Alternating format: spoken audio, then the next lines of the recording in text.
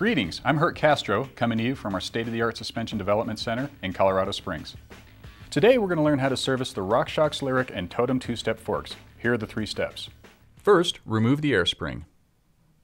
Second, disassemble the air spring. Third, reassemble the air spring.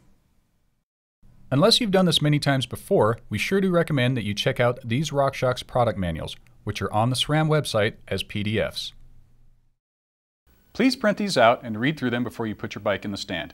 Okay, enough preliminaries, let's get down to business.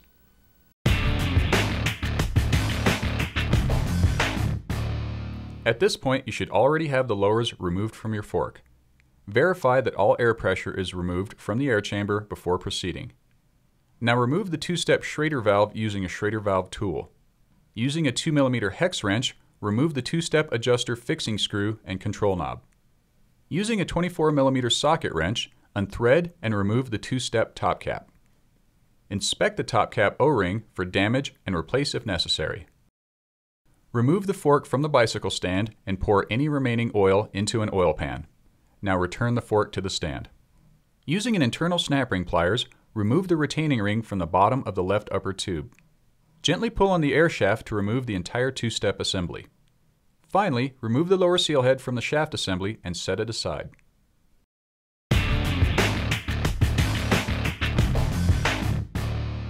Okay, so now separate the 2-step assembly into 3 parts: shaft assembly, air tube, and piston housing. It's important not to pull the shaft past the bleed holes on the air tube, as this may damage the O-rings. Remove the shaft out of the top of the air tube opposite the bleed holes. Also, remove the lower floating piston from the air tube by pushing it out of the top using a dowel or plastic rod. Remove the internal floating piston from the IFP housing.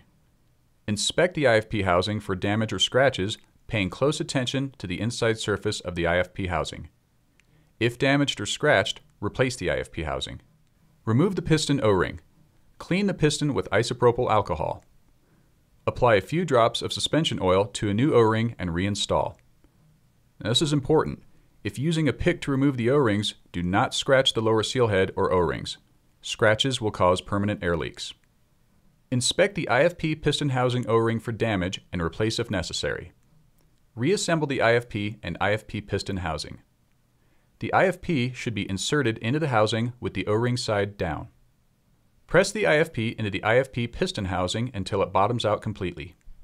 Spray isopropyl alcohol on the inside and outside of the air tube and wipe clean with a rag.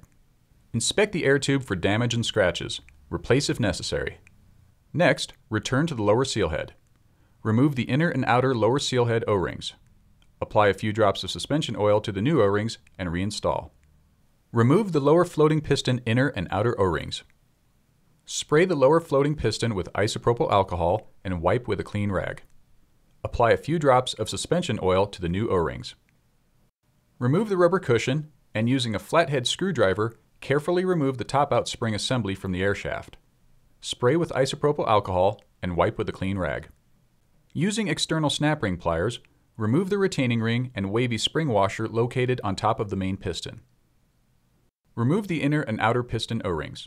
Spray the main piston with isopropyl alcohol and wipe with a clean rag. Apply a few drops of suspension oil to the new O-rings and reinstall.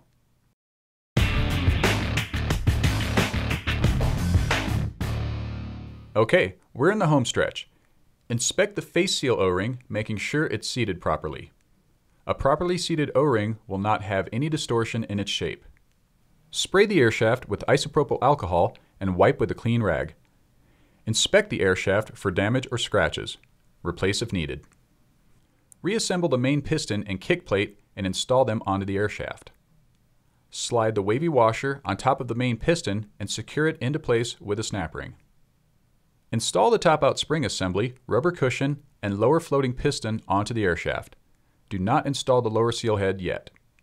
Install the shaft assembly into the air tube, air valve first, in the side opposite the 2 holes on the air tube. Push the assembly in enough so that the air shaft extends out of the tube 1 to 2 inches. Install the lower seal head on the shaft assembly. Measure and pour 5 cc's of 15-weight suspension oil into the top of the air tube assembly. Insert the IFP piston housing into the air tube assembly, being careful not to spill the oil already in the air tube. Lightly grease the lower seal head outer O-ring, then insert the two-step assembly into the bottom of the upper tube. Secure with a retaining ring. The retaining ring must be fully seated in the upper tube groove. Check closely to ensure a secure fit. Gently pull down on the air shaft to extend it to its maximum length. For the Lyric, measure and pour 35 cc's of 2.5 weight suspension oil into the top of the upper tube.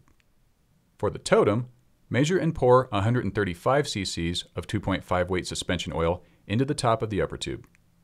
To bring any trapped air bubbles to the top, tap the side of the upper tube with your hand, then gently wiggle the shaft side to side. Gently pull down on the air shaft again to make sure it's at full extension. The oil will just reach the bottom of the upper tube threads, so remove any excess oil. As little as 2 cc's can make a difference in the travel adjustment performance.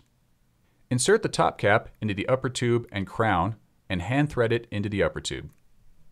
Using the two-step adjuster knob, turn the adjuster to the minimum travel setting.